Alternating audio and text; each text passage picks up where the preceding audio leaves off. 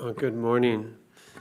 Welcome to Minnesota for those of you who have traveled far and being here in this great room today. My name is Rob Grunewald, and I've been an economist here for 25 years. I've traveled to a couple different areas of the bank. Over 15 years ago, Art Rolnick, our director of research, and I began to look at the economic benefits of investing in young children. And that's become an area of research that I've been interested in, and fortunately have been able to now work with the Center for Indian Country Development in this area. It's very exciting work. What we're going to do for our panel today is that each of the four of us have about 15 minutes to give you some of our own information to share, and then we'll be available for question and answer. And what I'm going to provide is just to get us started thinking about some of the research that has been provided about the economic return for investing in young children, and then some data to think about in terms of how we want to frame how we're doing in terms of early childhood development in Indian country. And I'll look forward to the Q&A for some discussion about the data I share with you. So the first slide I want to show is this one, and take a quick poll. How many have seen this slide before? Oh, there we go. So this is from the Center for the Developing Child at Harvard University.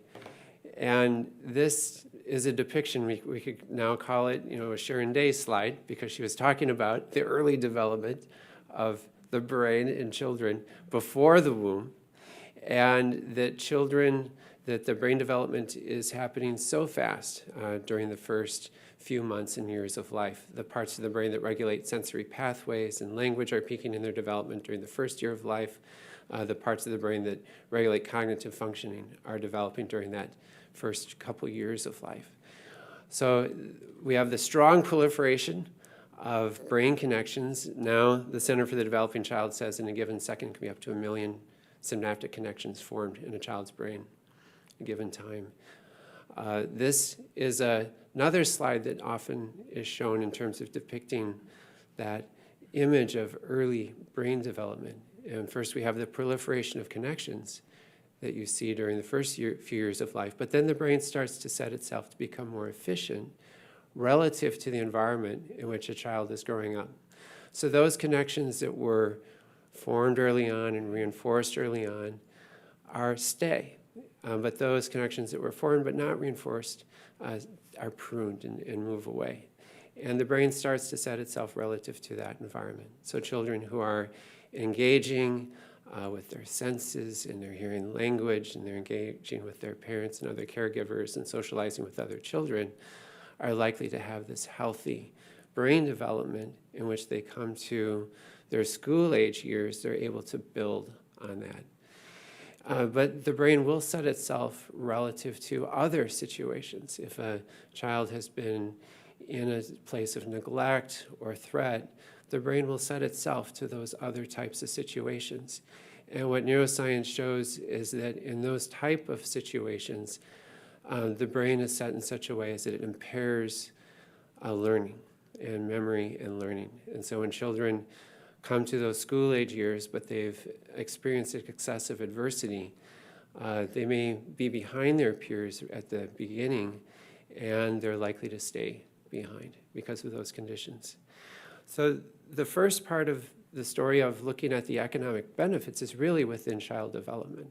And we'll hear more of these themes. And feel free to ask questions, about resources on being able to tell that story about early childhood brain development. The second piece in terms of looking at the economic return is looking at some long-term studies. And these studies were not conducted within American Indian communities, but we can learn from them. And I'm just going to mention them briefly. The first is the Preschool study, and why this study is so important, even though it started long ago in the 1960s in Ypsilanti, Michigan, is that the study used a randomized trial, so used good science, and was able to follow the children up to the age of what we learned yesterday to their early 50s. So we just have new cutting research that has been released about the Perry study by James Heckman. He's a Nobel laureate economist at the University of Chicago. What I'm showing you here is a slide from another researcher about that study that just looks at the benefits of this project relative to the cost. And you can see what some of those benefits are.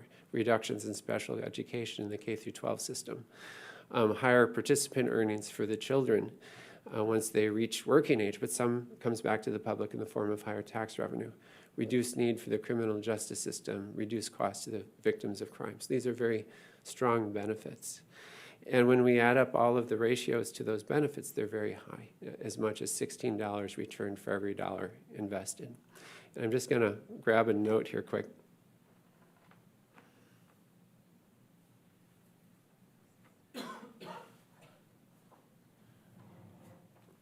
Hot off the press from yesterday's release.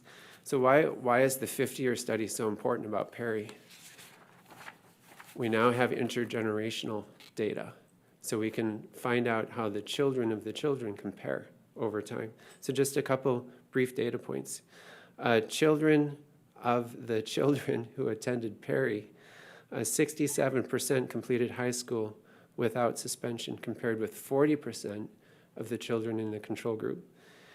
60% of the children in Perry have never been suspended, addicted, or arrested in school.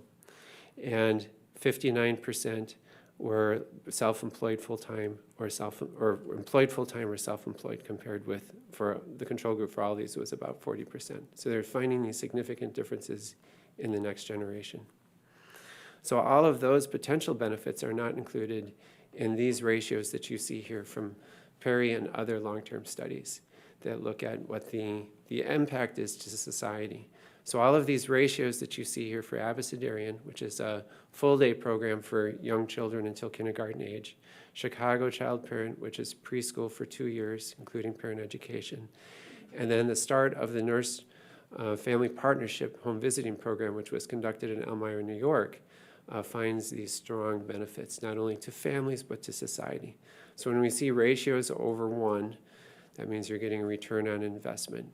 Here at the Minneapolis Fed, we also looked at what the annual rates of return were, and on an annual rate of return basis, we estimate from 7% up to near 20% over the lifetime of these benefits. And certainly, the children and their families are benefiting, but across these 4 projects, about 60 to 65% of the benefits are accruing to the non-participants, to the public. So that's a brief story about the economic return. And as we talk to communities about this, there's, of course, many different reasons to invest in young children, but this is one investment where we can look at our budgets, whether that is in our tribal government budgets, state budgets, federal budgets, we can have an impact in the long run. So now I'm going to switch gears a bit and just provide some data that come from a lot of different data sources about early childhood in American Indian communities. I want you just to be thinking about these data and, are these the measures that we want to have in our backs of our mind about how we might be making progress in terms of reducing disparities between outcomes for American Indian children and other children in the United States. Also, I'm going to show a few trend lines and just see where things are moving. So the first is just population. About 225,000 American Indian, Alaska Native children under age 6. This is just coming from the American Community Survey. About 40% live in poverty. So the first category is of maternal and child health. And we'll start with birth to teen mothers. And the good news across all different races and ethnicities is that these rates are coming down. The relative position, as you see on the map here, on the chart here, that the American Indians have stayed relatively similar to those other races and ethnicities throughout that time. A measure that we want to look at in terms of conditions for birth outcomes is late or no prenatal care. And this is a measure that we can also look at over time. Here you see that American Indian, Alaska Native has the highest percentage, and looking back over the last 10 years has remained relatively steady there at just over 12%. A risk factor during pregnancy is whether smoked during pregnancy. And for the American Indian population, this is a concern. We see a disparity here in this outcome as well. So those conditions in terms of prenatal care and birth weight will lead into what are birth outcomes. And here we would look at low birth weight. Here American Indians are somewhat more similar to Hispanic and Asian. We see a higher percent there for the Black. But we want to look at trend lines, which have, for low birth weight in this next chart, have been relatively steady, but we start to see an increase here. And a lot of the discussion around this is due to the birth outcomes affected by opioid addiction and meth addiction, some of the drug addiction that we see affecting birth outcomes in more recent years. So from birth weight, we can move to preterm births. And here's where we see the disparities in terms of preterm births. So this is birth prior to 37 completed weeks of pregnancy. And I haven't placed a time series on this one, but we can now look at after birth. What are those conditions that happen with maternal and child health? And so an important condition we want to look for is breastfeeding. And that we see some disparity here in the initiation of any breastfeeding, and also the pediatrician recommended to have exclusive breastfeeding for 6 months.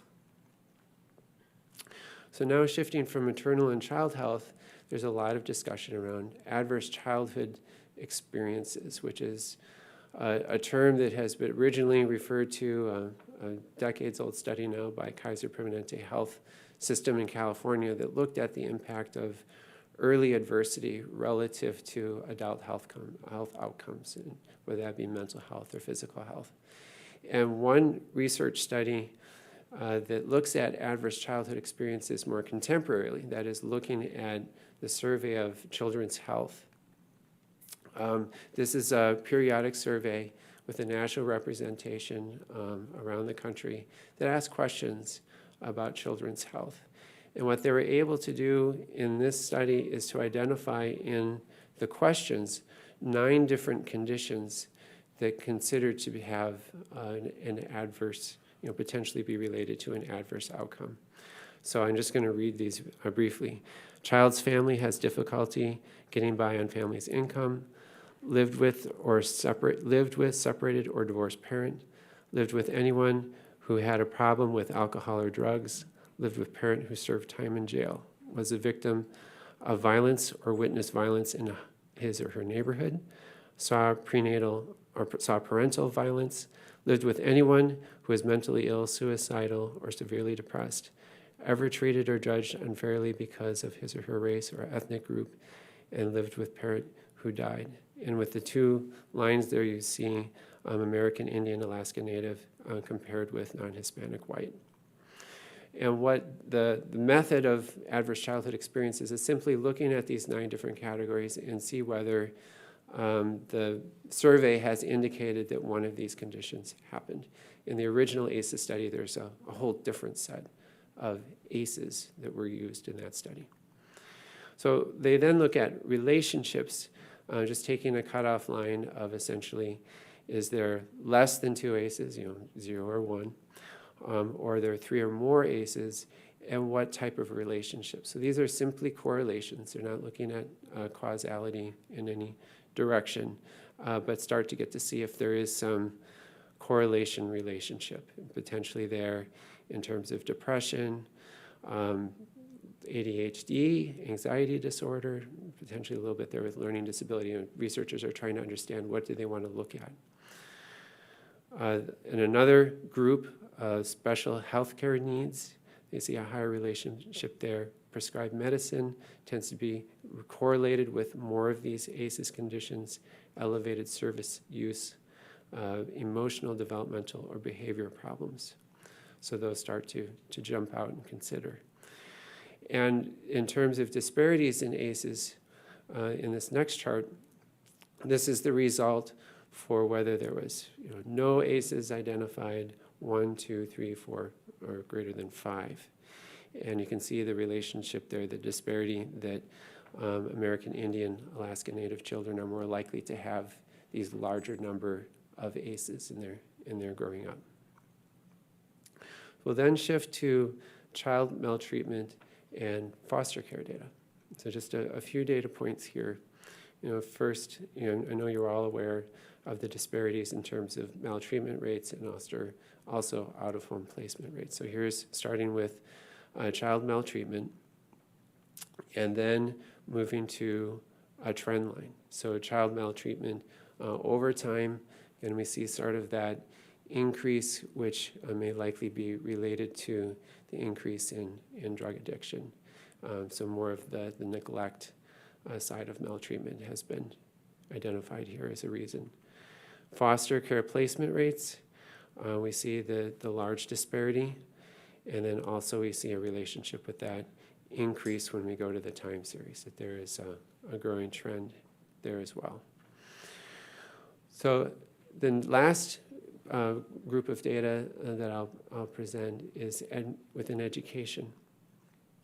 And the first is simply the percent of children aged 3 and 4 who are in preschool, and seeing where American Indian, Alaska Native fit there, recognizing that generally speaking, there's a larger use of Head Start among this population. So if we look at where children are within that, Head Start is likely part of that story. Percent of 4th grade proficient in reading may be a measure that we want to look at over time to see if we see some increases in closing in that disparity. And then the final, here's a trend line. So we have seen this proficiency going up in recent years. And then the final data point I'll leave you with is public high school graduation rates. And seeing that we have that disparity here, we can look to see how that could close over time. So it's a lot of data. You invited Economist. You knew it was going to happen. But look forward to your responses to what do we really want to keep our eye on going forward. So thank you.